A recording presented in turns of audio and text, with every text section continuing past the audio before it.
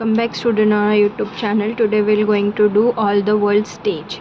This poem is written by William Shakespeare, 1564 to 1616. Was an English poet, playwright, and an actor, widely regarded as the greatest writer in the English language and the world's prominent dramatist. He is often called England's national poet and the Bard of Avon. Okay, William Shakespeare कौन थे, क्या क्या काम किया है उन्होंने? Poet थे, एक प्लेराइट थे. प्लेराइट यानी थिएटर में जो प्लेज लिखते ना उनको प्लेराइट बोलते हैं. एक्टर थे और बहुत ज़्यादा लिखते थे. किन चीज़ों पे? इंग्लिश लैंग्वेज पे लिखते थे. ठीक है. और एक ड्रामाटिस्ट भी थे. ठीक है, ड्रामाटिस्ट थे. उनको इंग्लैंड में क्या बोला जाता था? नेशनल पोएट बोला जाता था. और इनको कौन से नाम से बुलाया जाता था? Bard of Avon. Bard of Avon मतलब पोएट एट द वर्ल्ड. ठीक है, पोएट एट द वर्ल्ड.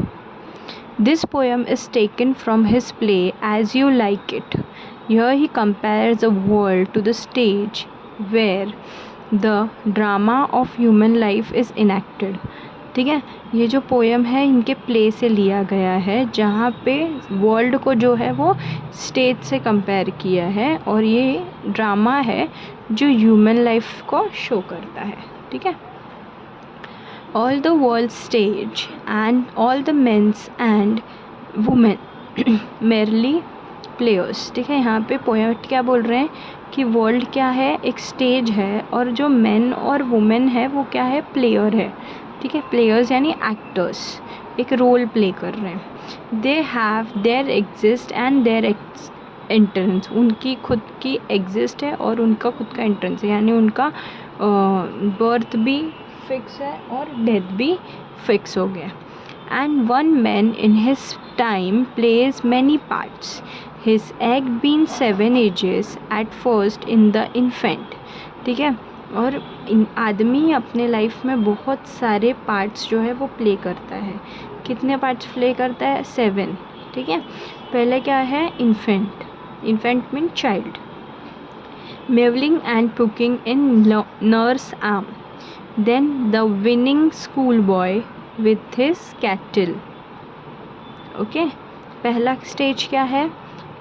रोता हुआ एक इन्फेंट का, यानी कि एक छोटे बच्चे का जो रोते हुए, पुकिंग करते हुए. पुकिंग मीन्स वॉमिट करते हुए. कहाँ पे मिलता है? नर्स के आर्म में रहता है. कहाँ रहता है?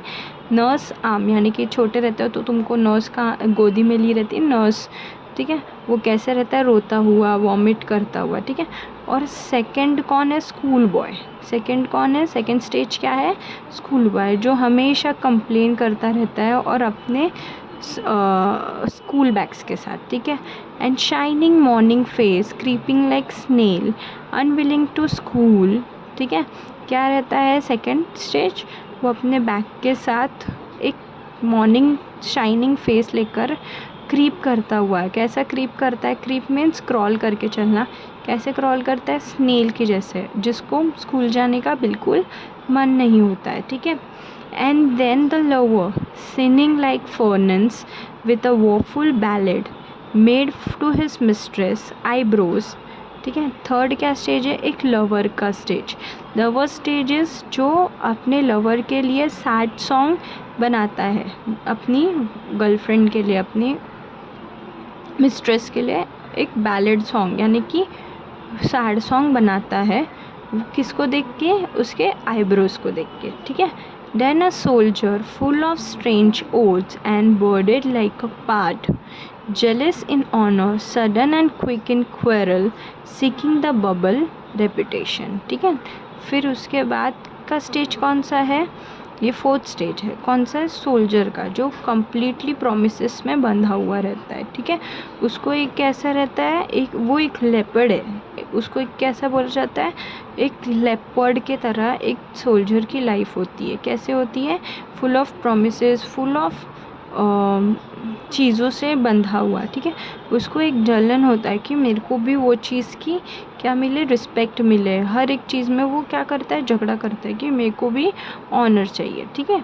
Then in a cannon's mouth and even in the cannon's mouth, and then justice in a fair round belly, with good capon lined, with eyes severe and beard of formal cut, full of wise saws and modern instance. ठीक है, ये और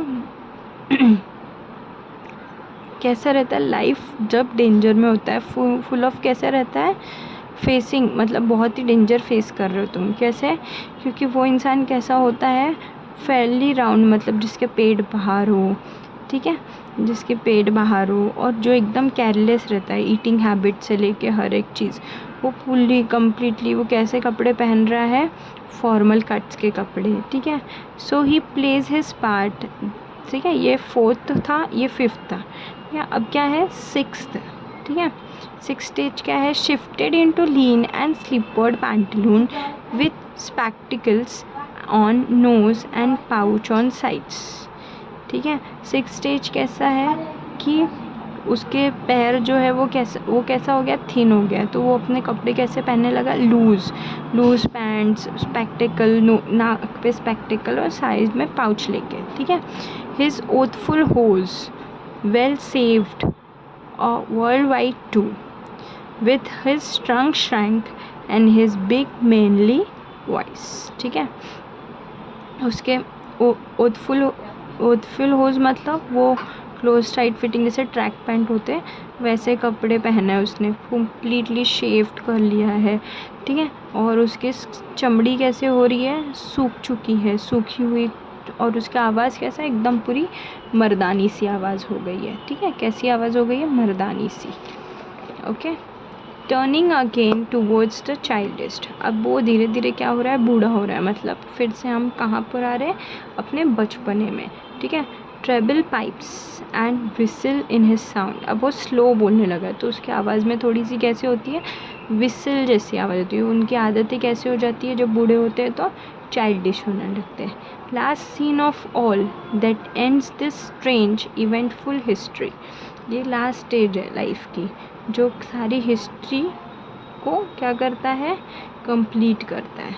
इन the second childishness and mere ऑब्वियंस, ठीक है, ये second चाइल्डनेस है, और मेयर ऑब्वियंस मतलब अनकॉन्शियस, जो चीज़ें हो रही है वो बराबर समझ में नहीं आ रही है, ठीक है.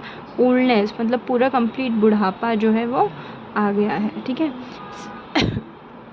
Sans teeth, sans eyes, sans taste and sans everything, कैसा हो गया है, बिना तिथ के, बिना आँखें के, बिना कोई टेस्ट के, without everything. Sense means without, इसमें जो सेंस वर्ड लिखा है CNS, सेंस मीन्स विदाउट, बिना तिथ के, बिना आइज़ के, बिना कोई टेस्ट, विदाउट एवरीथिंग.